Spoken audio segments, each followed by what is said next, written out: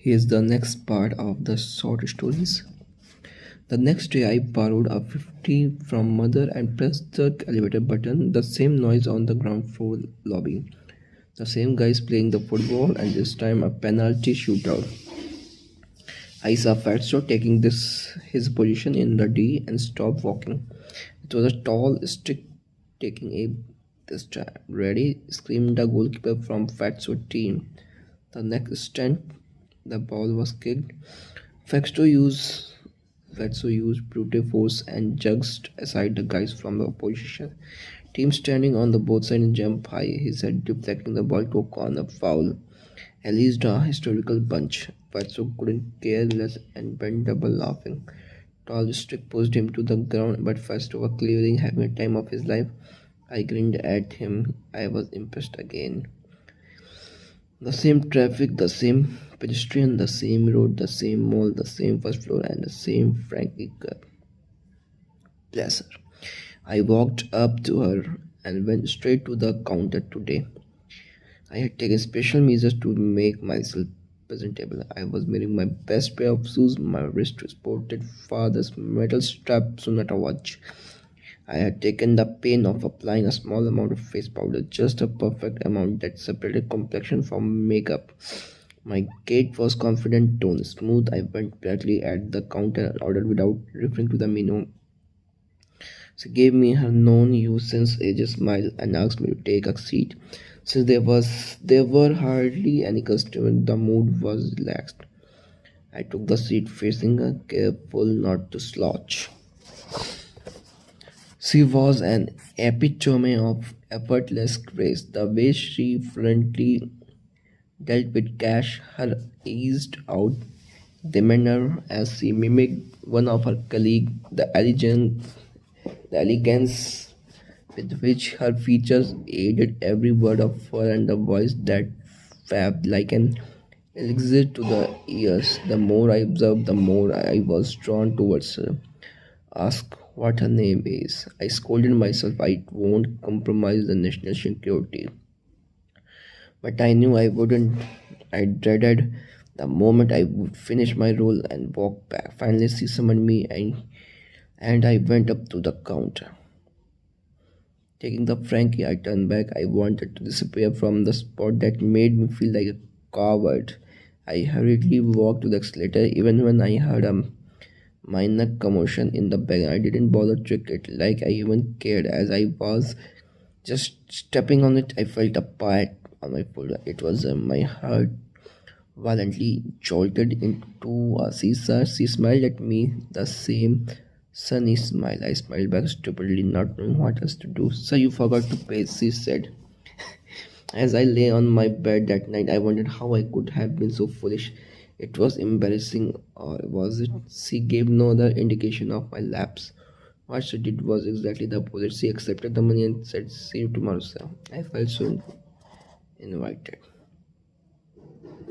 Today is when this phoenix shall soar into the blue skies of hope. I decided the moment I woke up, making up in cliche what he lacks in style. He was not going to eat me up if I strike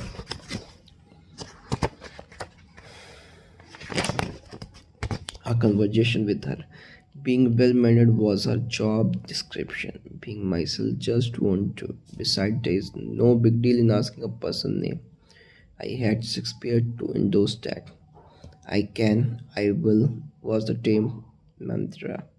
I enjoyed the movie I saw, chomped up some more Adiga, laughed hard at the silliest of sitcoms, and in an overconfident mood, practiced pick-up lines in front of the mirror.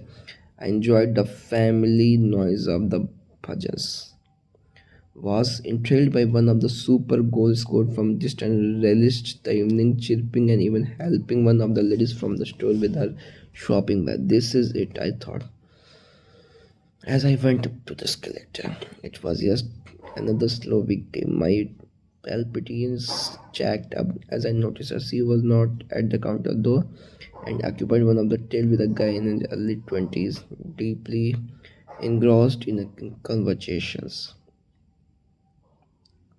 As I walked towards her, as if almost almost cute. I saw her affectionately pulling his cheek. It was only when I reached the counter that she noticed me.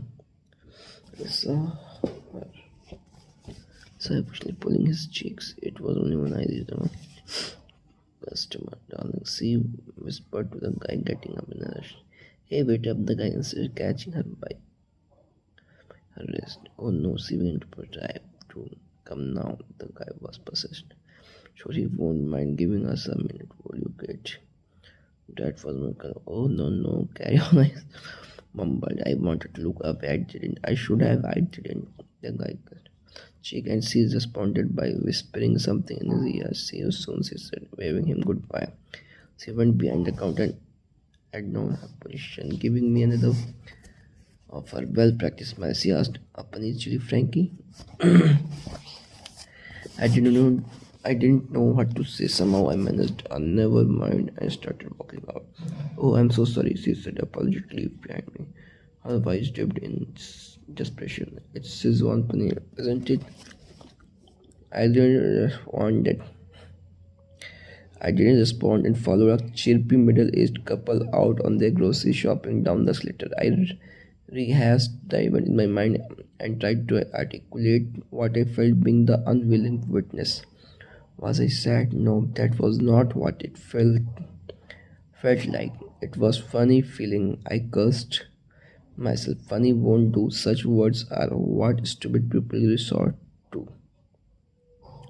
I did like her. Yes, sir. Most definitely I did. Or did I? What was it that I felt for her? I stopped on my tracks as the word hit me between the eyes. Fascination. I turned and looked at one of the stained glass window of Spencer Mall. I was captivated by her. By the novelty she was like a Da Vinci painting, like an amazing novel. I turned to look at the stained glass facade of the mall. She was my white tiger. So hard. Why did I turn back? Wasn't today one of the most confident days? Why should it be? Was what if she has a boyfriend? What was I hoping for anyway? Nothing. A happy voice rang inside me. I like the Frankie. I like the Frankie girl. So what's stopping from me? Both of them. Just now, nothing came the reply again. Even happy. I retraced my footsteps. There was no audible heartbeat this time, only pangs of joy of inapplicable ecstasy. I went to the counter and smiled. Hello, I said. Has a season performance more surprise than rehearsed happiness. Name's Aruna Nikhil Arora. I am the king of cliche. I smiled wider. She followed suit. Right, Nikhil, she said. And you will have once is one paneer Frankie. That's right. Right away, Nikhil, she said. Please have a seat. Sure, I said and waited till she called me. Eventually called, she did. Nikhil, your Frank is ready. Oh yes, thank you. I took the roll from her. By the way, there is something I have been meaning to tell you. Yes, he looked into my eyes. Inquisitively, I took in a deep breath. Yes, I can. I love your smile. I said, thank you, sir. Being gracefully bowing her head a little. Oh, there is something I've been meaning to tell you too. I stared at her. This was unexpected. Yes, my name is Roshni. Grin extending her hand. I shook at this time. There was no long-lasting tingling sensation. No desperate urge to smell the palm forest fragrance. It was just a warm handshake, the way it is meant to be. Okay, that's it.